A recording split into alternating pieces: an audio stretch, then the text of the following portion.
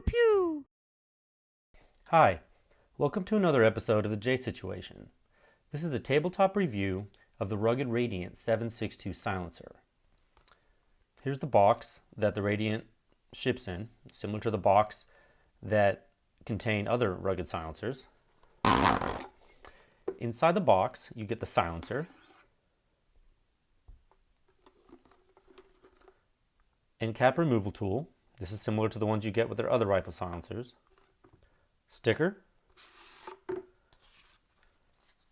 the operator's manual, and a mount reminder card to show you kind of how the mount works. So a quick overview of Rugged Suppressors. They're based in Travelers Rest, South Carolina.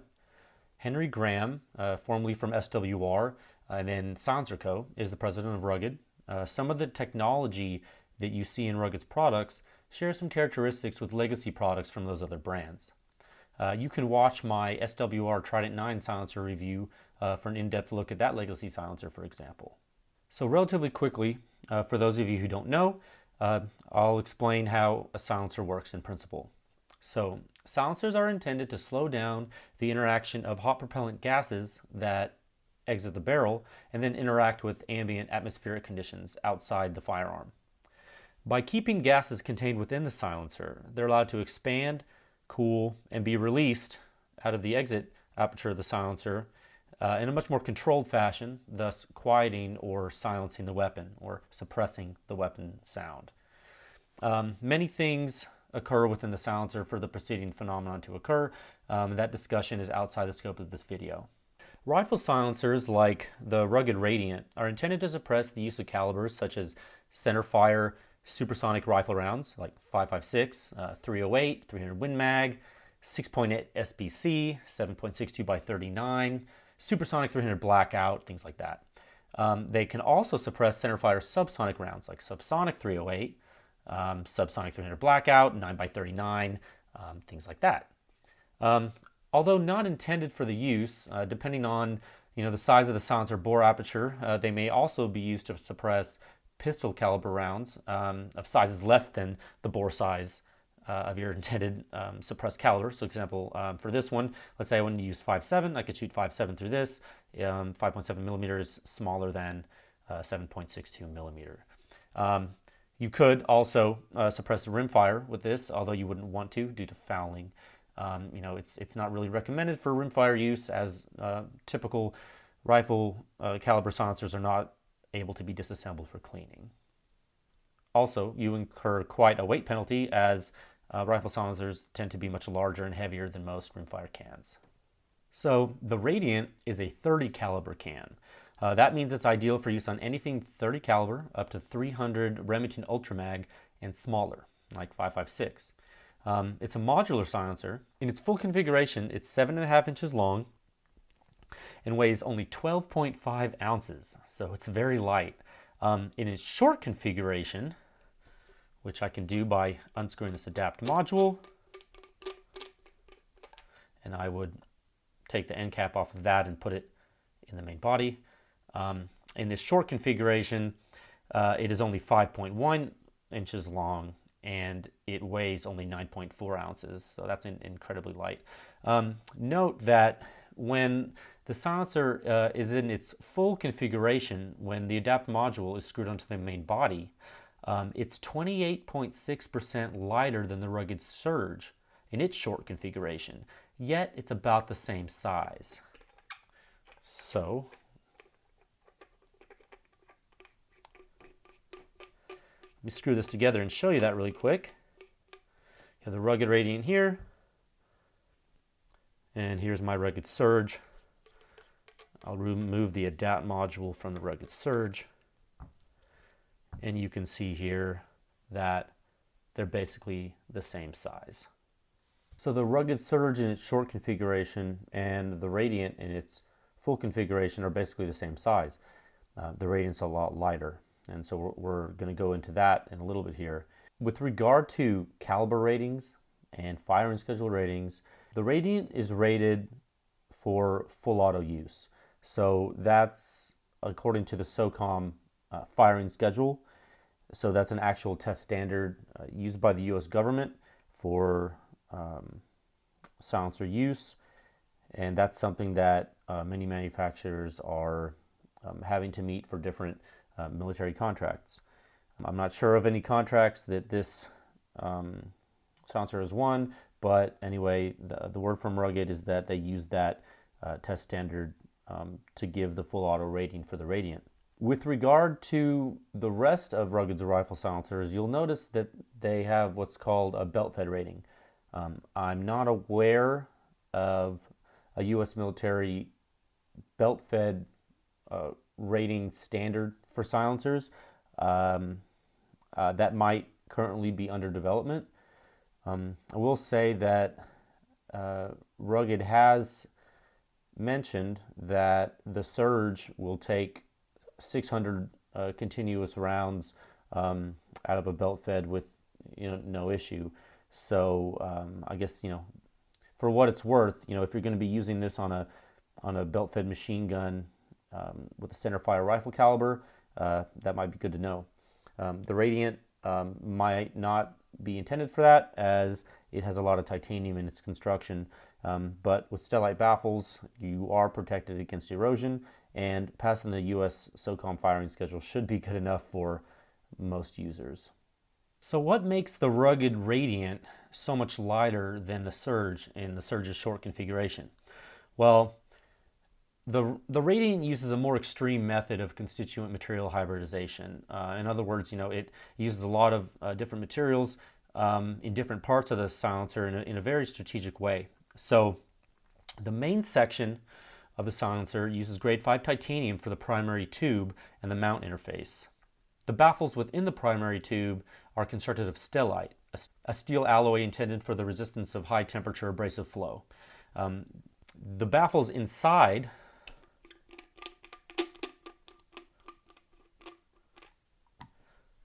this main section are very similar to those used in the other Rugged rifle silencers. Due to the use of titanium in this primary section, it weighs only 9.4 ounces when it's configured like this. There's only 2 stellite baffles within the primary section. So that's one way you're getting away with, a lot of weight savings. Another reason why the Radiant is so light in its full configuration, almost 29% lighter than the short configuration of the Surge, as I alluded to earlier, is because the Adapt module, the most forward part of the silencer that can be removed, it's constructed entirely of grade 5 titanium. The titanium baffles of the Adapt module are actually welded together, and they themselves form the outer tube. So this tubeless design is a first for Rugged's model line, for their rifle silencers, and it's very interesting that they chose to utilize tubeless construction only in the Adapt module. One could speculate as to why these choices were made. Sticking with a proven durable baffle design in the primary tube, where the gas jetting and abrasion are present, seems reasonable. Creating a tubeless silencer out of entirely stellite may not be practical due to the difficulty of machining stellite. So, they chose to save a great deal of weight by shrouding the stellite baffles in the main tube in titanium. Tubeless steel silencers that are high temperature and high wear resistant are typically constructed of Inconel or other steels with very high nickel content, but they maintain machinability.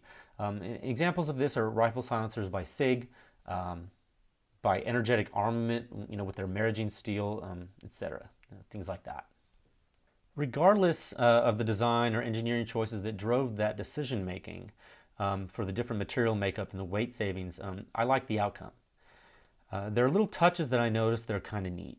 So the Endcap here on the Adapt module is also titanium, and I can remove it here with this Endcap removal tool. So you insert the tool notches in the notches here. You spin it around. These are all conventional right-handed thread.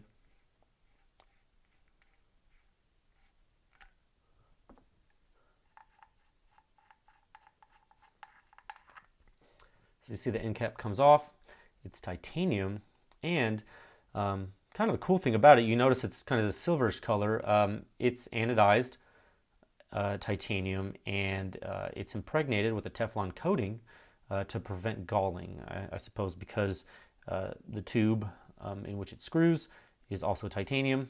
No matter if you're using the ADAT module, which is the tubeless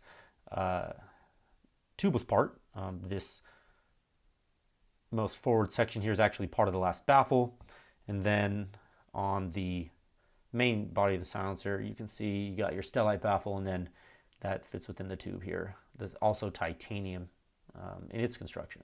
So you're getting titanium on titanium action, and Rugged, knowing their silencer is going to be disassembled and reassembled a lot. People like to play with it. People like to reconfigure the stuff when they can. So doing that coating was pretty smart so that galling can be prevented. So the mount, which I still have in the silencer here, the mount and the aft region of the silencer, the part of the silencer closest to you when you're firing the gun, really have a nice design aesthetically, in my opinion. But also, it does seem to have some practicality to it in that the machining looks to be done to save further weight.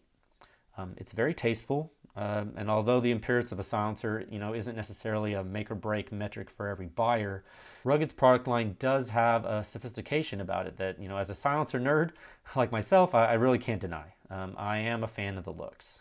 One of the coolest aspects of this silencer, to me, isn't even part of the silencer at all. It's the M2 mount. I'm going to take the mounting ring here, and I'm going to turn it clockwise to unlock it. Then I'm going to take the mount, I'm going to unscrew it. Now I have it here. So this is the M2 mount. The M2 mount is a brake, and it's currently offered in 30 caliber bore aperture. So it's backward compatible with all of the other Rugged rifle silencers, the Surge, the Razor, and the Micro. This brake weighs only 1.5 ounces. So to give you an idea of the weight in a relative fashion, I have here an R3 flash hider. So this is a 30 caliber muzzle attachment for Rugged rifle silencers. Although it's a flash hider, not a brake, this is just to give you kind of a size and weight comparison. This flash hider weighs 2.8 ounces. So that makes this M2 brake over 46% lighter. So they essentially cut the weight of the mount in half. A lot of people are using this, 308 flash hider on their 30 caliber guns. Now you can use this, weighs half as much, and it's shorter. The size of the M2 brake is something I really like. The closest thing I've seen to this size-wise for a rifle silencer QD mount is SIG's taper mount with the extraneous locking mechanism. That mount is pretty cool and pretty small. And you may be asking yourself, hey Jay, why would it matter how big the mount is if it's going to be inside the silencer? You got your silencer here, and you know that you're going to have something extend, but the rest of this stuff's inside the blast chamber. So you might be thinking, well, who cares?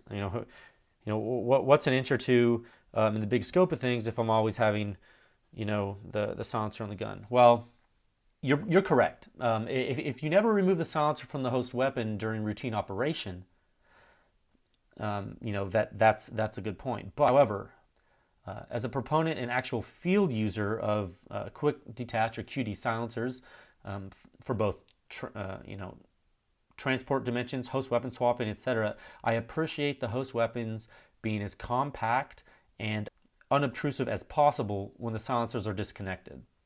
And from experience, I can tell you that keeping your gun as short as possible is a good thing. So, when this is on the end of your gun, fitting in bags, compartments, etc., it's just one less thing to snag in certain situations. And in my field experience use, it's a good thing. Every inch counts. Mentioning the SIG mount, which uses a taper and a lock, which is a secondary retention mechanism, brings me to a nuanced point that I want to make that some people may not be aware of for practical use. So let me first start by explaining how Rugged's rifle mounting system works. The system is what I would call a dual taper retention system, and it consists of 4 primary subsystems. The first is the primary forward taper in the silencer body that interfaces with the forward mount taper. So inside the silencer, I'll try to hold this to the camera so you can see it.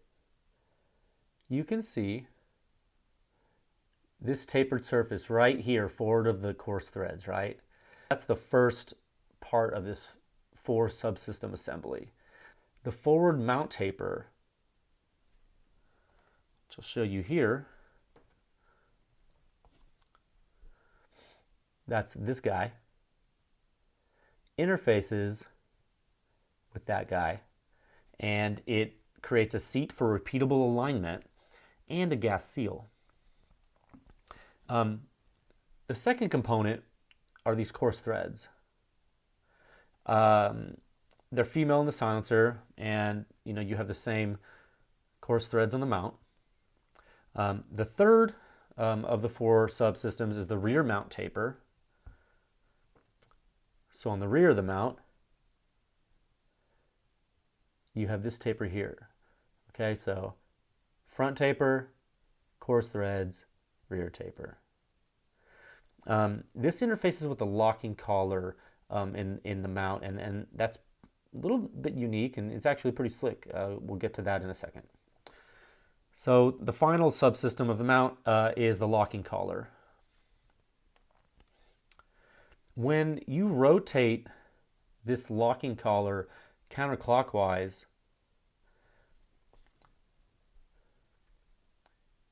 the machine geometry here of this collar is forced against the 2 cam lobes. So let's see if I can demonstrate that. As I rotate it,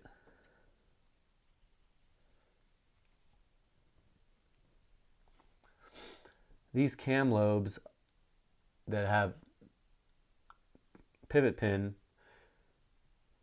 now are closer together. You can see this gap right here, right? That gap will widen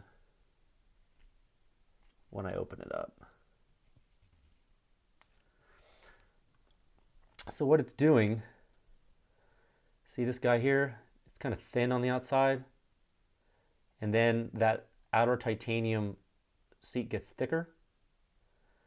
When I rotate that counterclockwise, it impinges upon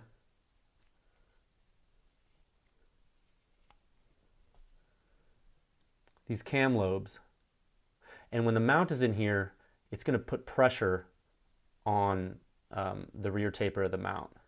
So let me show you how that works. So clockwise to loosen, get my mount, standard right hand threading, it's in there. Now to lock it, I turn it counterclockwise.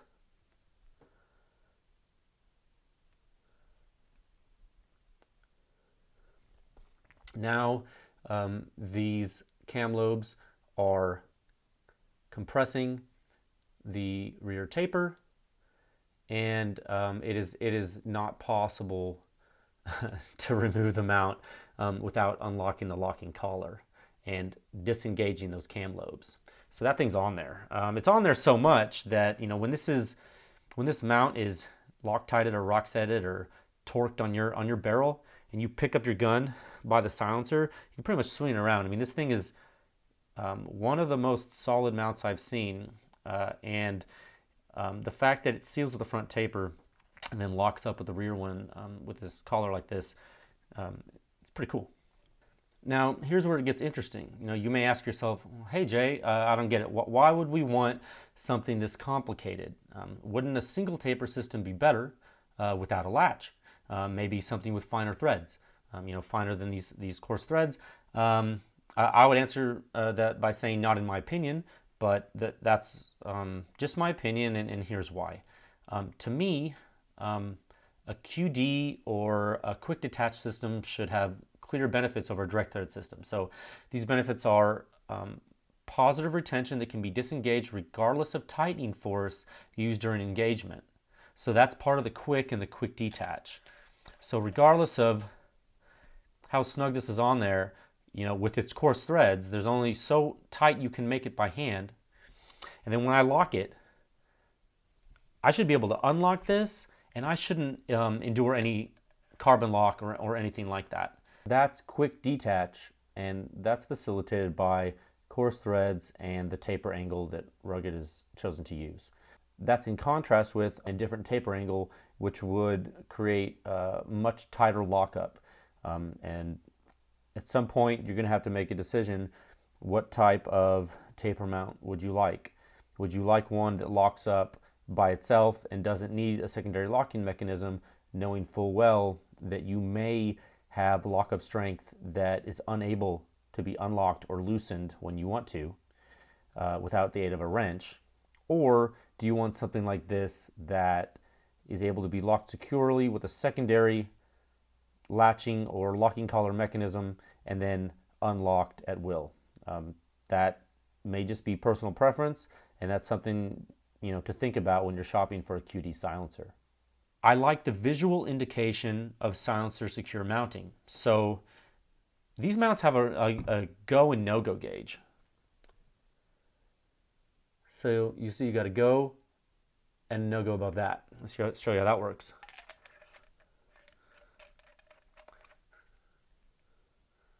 Screw them out in the silencer, and you can see the no-go right now. When I tighten this lock,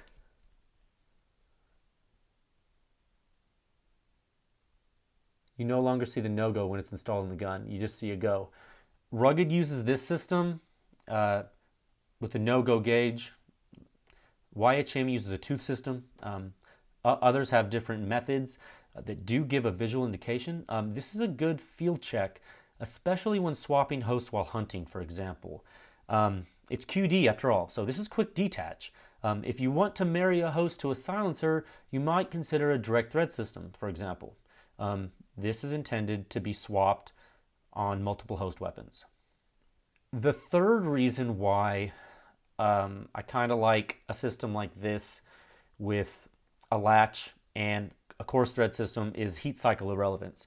So if the silencer gets really hot and cools down, I want to be able to remove it, switch it between hosts with the least trouble possible. If you've ever gotten a direct thread silencer or threaded anything stuck after tightening it down and trying to loosen it with a temperature differential, you know that strap wrenches are a silencer nerd's best friend sometimes. In my experience with using this mount with hot and cool temperature swings on my Surge and Razor, I've always been able to unlock it and unscrew it. So I kind of don't have that fear that I have with some other silencers, and I really owe that to the coarse threads. You just can't get it super tight on the gun with just the threads with this. You have to lock it. And the locking collar, that's always going to be able to turn. There's nothing happening back here that's going to make your locking collar seize up. You just have I was going to say linear, but I guess it's a radial motion of these cam lobes. I mean, that's all you have, and there's no fouling, happening back here because you have that front taper. So really, you're always going to be able to lock and unlock this, at will. Again, the Rugged system has the go and no-go gauge, so that's your visual indication. Some say you need it, others say you don't need it. I like it. The cam lobes are able to, freely expand and contract around the rear taper during heat cycling. The mount doesn't loosen, but the engagement remains repeatable. The mount is always loosenable, and the silencer with its coarse threads is unscrewable. So I don't really see an issue with it. The SIG mount that I referred to earlier is reported to work without a latch.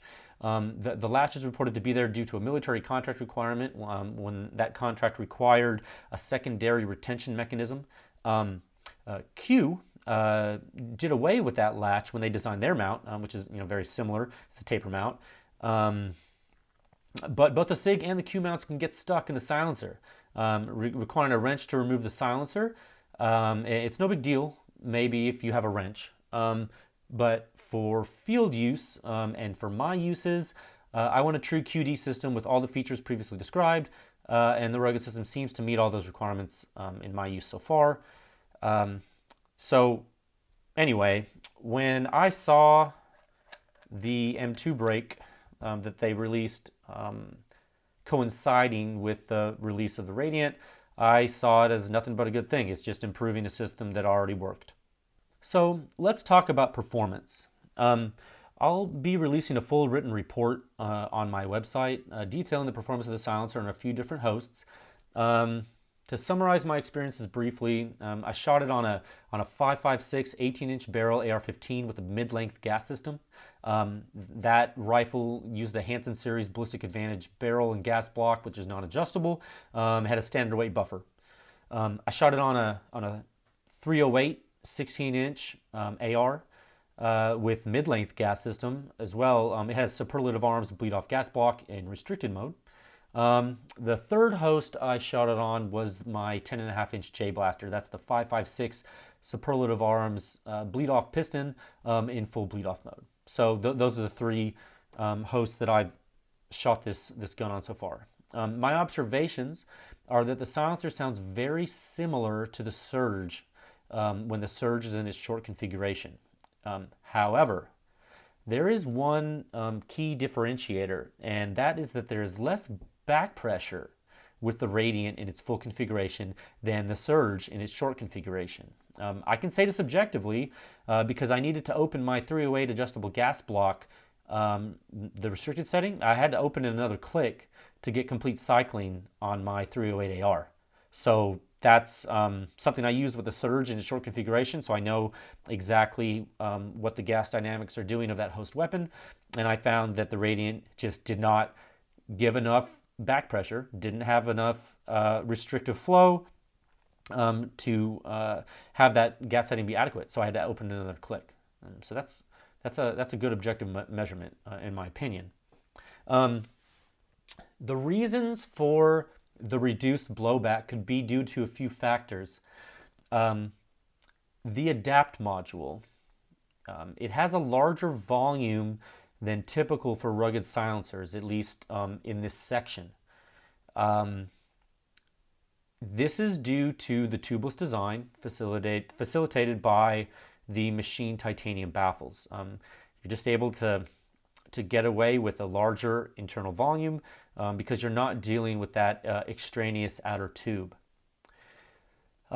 There's something else that's a little bit of a nuance in the baffle design in the adapt module, and that's the mill cut in the curved cone baffles. Let's see if I can get this for you here. So, get my little COP straw. This is what you call a mill cut. I call that a mill cut because you turn your baffles on a lathe or whatever, and then you take a mill and you run a mill just to kind of notch the baffle end like that. That's why we call them a mill cut. It's just due to the method of manufacture. Really, it could be done another way, I guess, but I'm not a machinist, so mill cut's what we're going to call them. The mill cut in the titanium entire tubeless section of the Radiant is pretty deep, and I say that only because I'm comparing it to the Stellite baffles. This is the adapt module for a Surge. So check this out.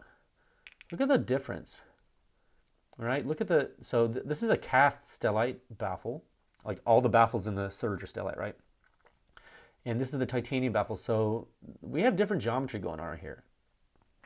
Let's look at the baffle in the Radiant. So in the main section here,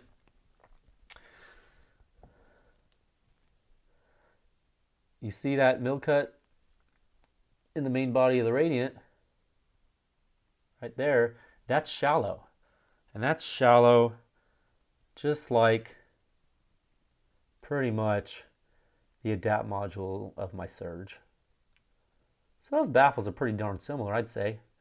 They might be a little different. I can't put a micrometer on them. They're inside the dang tube, but that they're probably cast from the same mold or something. I don't know. So they're pretty similar, but so what does that mean? So those details are important because I think you get more flow through this section. I really do. So you got two stellite baffles in the main section, and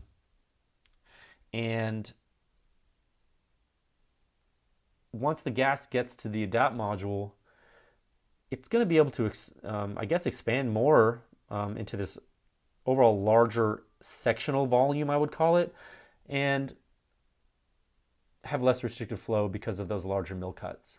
So that could be one reason. Another reason I thought of as to why there's less blowback with the Radiant in its full configuration than the Surge in its short configuration is placement of the baffles forward and aft within the tube. So an easy way to look at that would be, let's take so this is the Surge in its short configuration. So this would be, you know, where the Endcap would be, and this is the adapt module of the Radiant, and that's where the Endcap would be on that.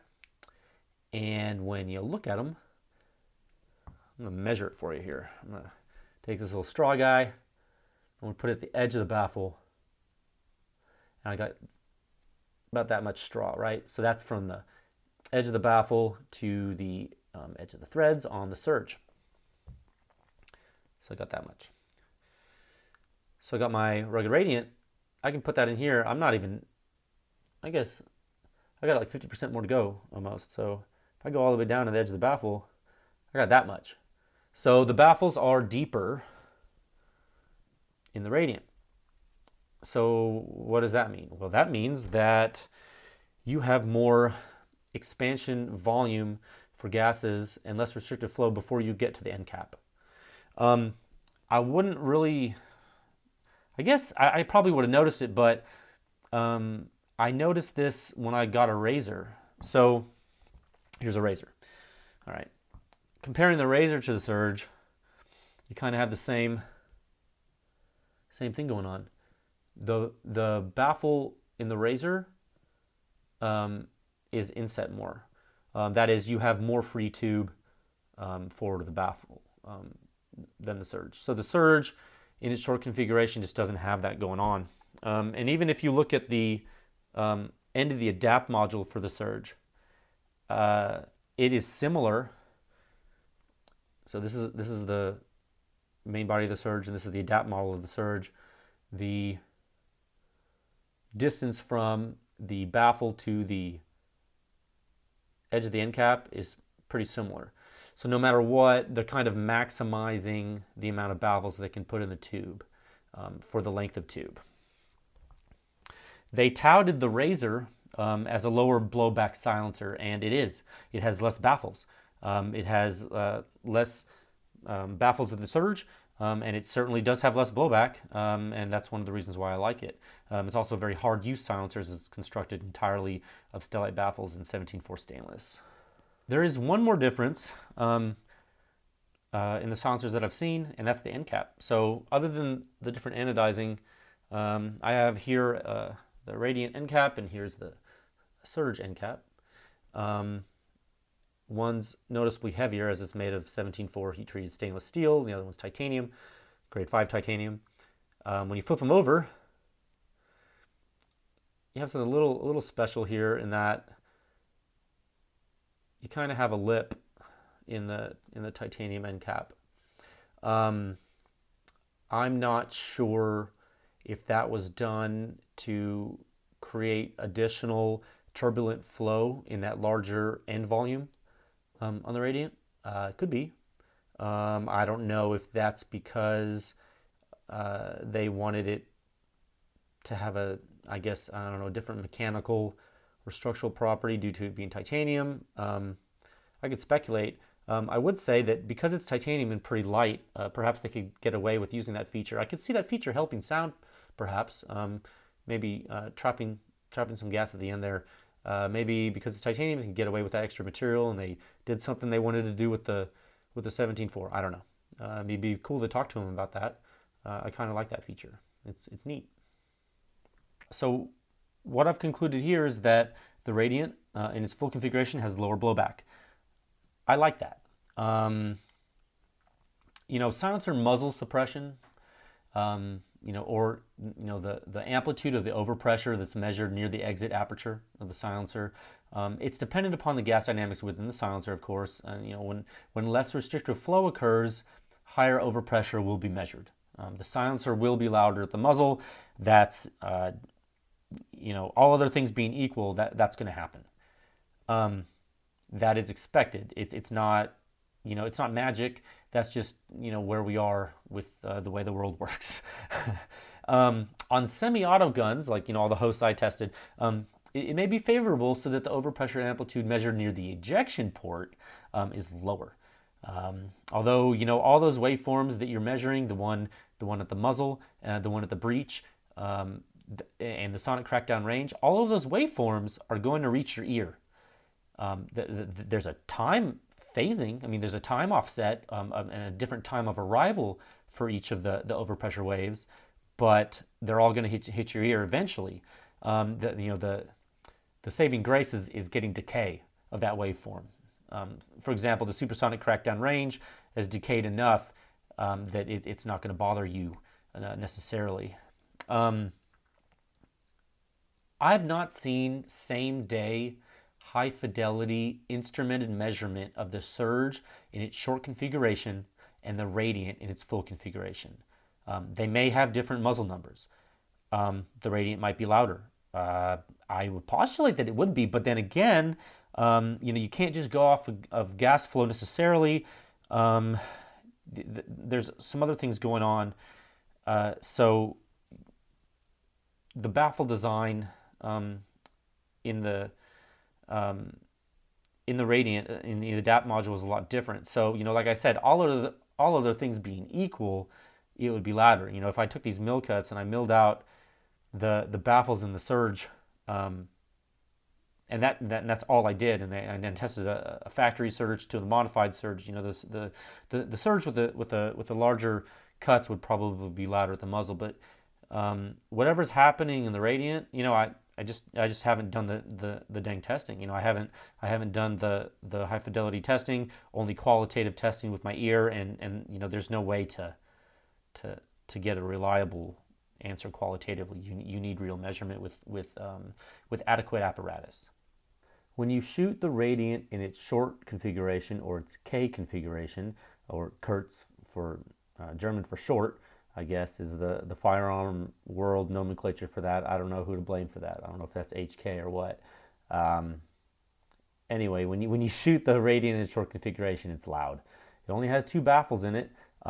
It's cool that both those baffles are stellite, so you can really abuse it. You can put this, I guess, on your AR for a carbine course where you're going to be wearing ears anyway.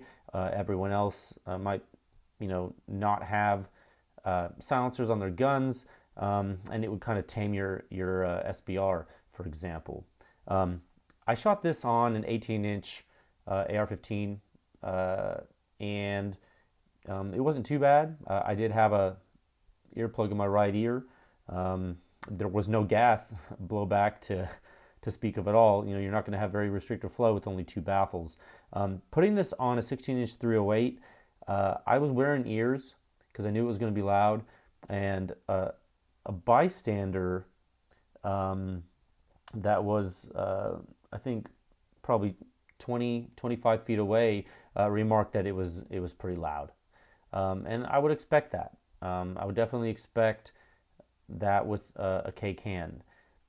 Now, say you're using a bolt gun, and you want something on your gun that only weighs 9.4 ounces, which is what the Radiant weighs in its short configuration. That's pretty cool. I haven't done bolt gun testing. I would venture to guess that on a long barrel bolt gun, you might still get pretty good at-ear suppression numbers, but that's just something that you'll have to think about. I really foresee myself using the Radiant with the adapt module screwed on in its full configuration. It's just so dang light. I figured, why not take advantage of the performance, unless, of course, you do need that shorter package. So it is good to have that flexibility. So, all in all, I think the Radiant offers a solid package for rifle silencer users. Um, so some of the good. It's light. It's super light. Um, I put it on the end of my my 308 AR that I normally have the surge on, and 29% weight reduction on the end of a barrel. So your moment arms, like it's a 16-inch AR 308. So the silencer's kind of out there a little bit further. It's not an SPR. Um, Having almost 30% less weight out there on the end and having less back pressure, that's pretty cool. Same mount, so I really like that. It's really light. It's durable. That's something to keep in mind. You still got the Stellite first two baffles in the main section. It still meets the SOCOM firing schedule. That's what Rugged uses to test their cans, and it has a titanium tube, so it's pretty awesome. Rugged doesn't rate this as belt fed rated. The rating is full auto rated. So I don't know what belt fed rated means because I don't know of a belt fed rated silencer test standard from the military, for example. But I do know about the SOCOM firing schedule with the different cycling of full 30 round magazines on semi, and then auto, and then switching it, and et cetera, and repeating that. And if this silencer is passing that, you're not going to get erosion of the stellite. That's not going to happen. And if the integrity of the titanium can stand up to that test, I venture to guess this is pretty much as durable as you're going to need for most users. Those of us with machine guns, you can break anything if you try hard enough. But I guess that's where Rugged's warranty comes in. It's pretty cool. The bad. There's really nothing that I can think of that's bad about it. If I had my way, I think I might keep the Stellite blast baffle, that first baffle, and make the rest of the main section out of Inconel. Maybe that's what I was thinking. I was thinking make this whole section tubeless Inconel, so increasing volume, right? But then having just that one baffle be Stellite, and then I would leave the adapt module as titanium. And I'm not sure how that would increase the weight overall. It's probably would increase the weight by a substantial margin. I haven't run the numbers on that estimate, but I think so. I guess if I had my way, that I might think about doing that. I was just trying to think if there's anything else I would do differently. I'm not a silencer manufacturer, but it seemed like that would be pretty cool to have more volume in this section like you had in the tubeless section. I'm not sure how quieter that would make it. With this baffle design, maybe not quieter. I'm not sure, but maybe they experimented with that. I'm not sure. It's hard not to like this silencer. I did end up buying one, so I guess that shows you how much I like it. I hope you enjoyed this tabletop review of the Rugged Radiant762. A written review with a thermal profile and more specific information about the firing experience on different hosts is forthcoming. Things like ejection patterns, stuff like that. You can follow me on Instagram at the J Situation to keep up to date with what I'm doing. You can like this video, subscribe to the channel, and you can let me know if you have any questions in the comments. You can hit me up on Instagram. You can email me there, direct message me. I'd be happy to chat with you. Thank you very much for watching, and I'll see you next time. Pew, pew.